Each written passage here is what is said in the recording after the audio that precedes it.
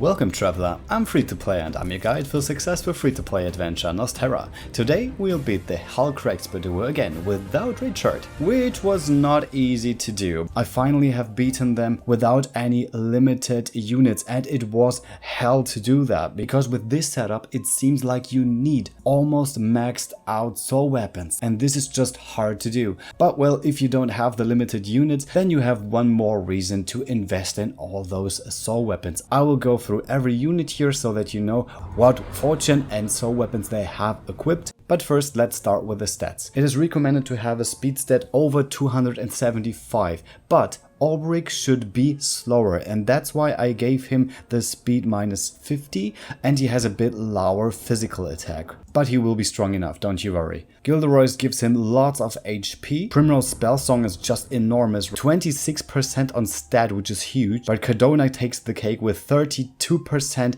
and 15% on her triple Valiant charge. 30% on Kouren, and Lars got 26% but 15% while Blazing Slash. And Fiore's only got the 10% potency up for Crumbling Cut, but she's the only one getting 20% physical attack up passive, so she will be lots stronger. So I have promised you in the last video that I will do this run again with Kouren as soon as he's leveled up enough, but this is not enough. You have to have those extremely strong weapons, otherwise there will be a bit of damage you have to deal, but you can't because the fight will be over with the almighty surge. So boosting your weapons as hard as possible is essential here. Apart from that, if the Thunder's Roar comes in turn 1 or in turn 2, you can reset the game before investing any ally here, so that you don't have to go back and forth again as I had to do. Okay, now let's finally start. The strategy is exactly the same as in the last video, but we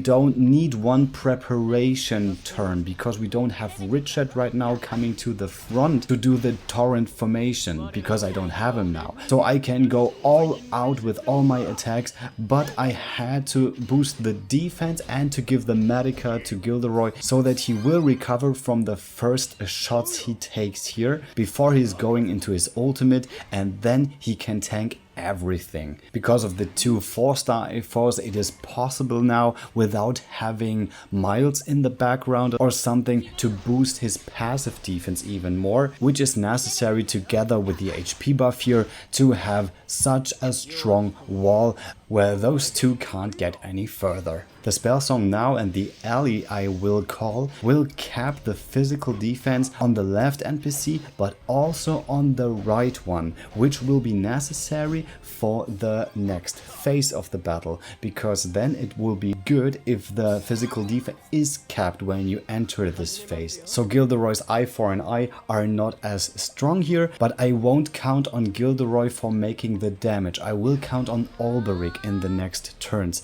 which you will see because he had to be slower, remember? This way the NPCs can strike, but they will strike Gilderoy as long as he's taunting, and then Olberic's come to the front doing an attack, and afterwards Gilderoy is coming to the front again and he's still taunting. And this is the secret here, to have a bit more damage, and that's why I equipped the Spearhead on Olberic with a 14%, which is really amazing at the Veteran's emblem, so that he does more damage with that.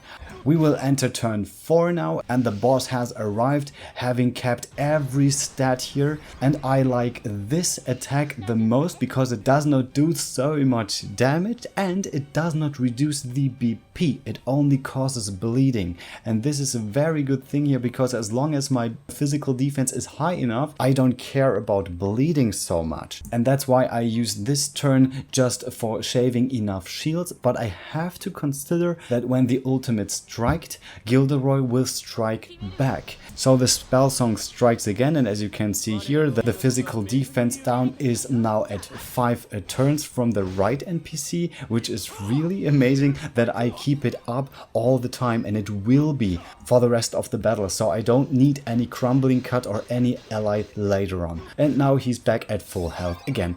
I have only 1 shield, and this is the moment I use the Spearhead from Olberic and do the Rondo of Dawn. I have Primrose at U10, but I won't use the Rondo of Dawn again in this battle, so that you will see that it is not needed. Having the BP recovery on Gilderoy is very effective here, so that I have more BP on the next turn to shield shave in the next turns and to activate his U10 in the next turn too, if you have it. But I decided against using it because of, reasons, but you will see then. The Desperate Resolve is all we need because the taunt is over now, but I don't need so much turns now for the taunt being active, so 3 is really enough. The Spell Song, the Duskfall and the Triple Valiant Charge should be on full BP, and I will use one more time the former Aristocrat here to reduce the attack of the left NPC. But as you can see here, I did also really huge damage to this NPC right now, so it is very promising now to do shield shaving now as fast as possible and to go into the break however you will do it and just go all out with your attacks, and it will be enough for getting away this NPC. So I wanted to reduce as much shields as possible now, but Gilderoy got vanquished, which is really not what I wanted because it reduces the BP by 3, which is really hard for him because I wanted to use him as a shield shaver too, but he has 1 turn of BP regeneration, so he has 2 BP at the end of this turn. It is good that I used the Medica at this turn, so that even if the right NPC did more damage on the whole group, it wouldn't affect this group so much. Okay, I come to the front with Gilderoy again and continue with the shield shaving as I wanted to do in the first place. I don't have stat at A2, so I had to use the Duskfall here, but it does 20,000 damage apart from being in break here. The dual blade does so low damage, but I have one problem. The Medica hit Olberic in the last turn, so he won't regenerate HP. But this is not so bad because I have Cardona's ultimate left, which can regenerate HP and will reduce lots of shields, which is more necessary here right now. Apart from that, I don't have enough SP here to do the Triple Valiant Charge more than 1 time, so this is one lesson learned for you, to have some SP recovery either on Fior to give it to Cardona or to have it on herself so that she can do the Triple Valiant Charge a bit more often. I used the Medica instead of the Duskfall now too, and used the repeated thrust on Gilderoy to reduce the shields here to 2 at the end, so that the Spell Song alone will break here. Okay, everyone has survived and we're at turn 10, and at turn 11 the NPC will be gone for good, but I am not able to do one more Triple Valiant Charge after that. But it is not necessary, as you will see now. I still have a 1 ultimate here of stat, which will be enough. So the Magic Thief just did crit here and got away all of the SP of Primrose, which is not what I wanted at first, but it is totally fine because I wanted to change rows right now anyway. So I'll get Olberic to the front with Defend and do the Adorn on him, so that I use the rest of the SP which Cardona had to taunt on him for the next turns, so that my other units will survive for the next turns, as I want to build them up to finish the last NPC off. Kouren starts with a warming up and Olberic takes the first damage, and he will continue to defend the crew so that no one is getting harmed, especially Fior, because when she's too low on HP, she doesn't get the physical attack boost when she's at full HP, and that is why I'm using the Medica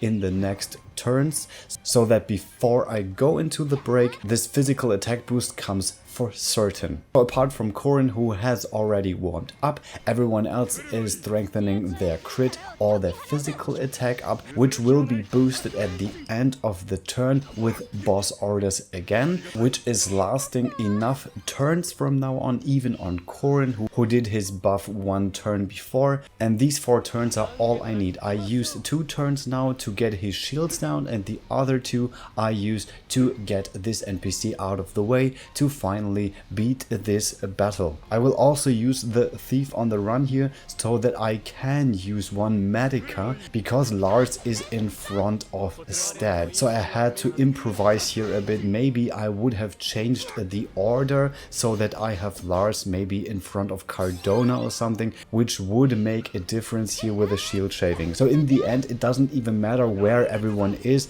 The only exception here is Alberic behind Gilderoy. The others you can just exchange how you like it, but in the end it worked like charm here. So I used the Blade of the End with Kouren, I used the Unbending Blade from Alberic, the Wild Blazing Blade on Lars, and of course the Crumbling Cut on Fior, and I will go for everyone's ultimate in the next turn apart from Kouren, who does the Peacock Slash, and you can clearly see the damage is huge. Fior does 99,000 damage. Alberic's damage is the only one which is a bit disappointing, but that's only because he's the one who's carrying a Fortune Blade and does not have the 40% damage up which everyone else has. But you will see right now with the 5% more from Lars he was giving with the Raging Slash, which is almost capping the damage. The Cave In of course is capping too, and the Peacock Slash does around the same damage too, and the True Unbending Blade has also capped almost at the end. So even without a Hell Weapon, Alberic is just insanely strong. So beating the duo a second time will only get you the Soul Crystal,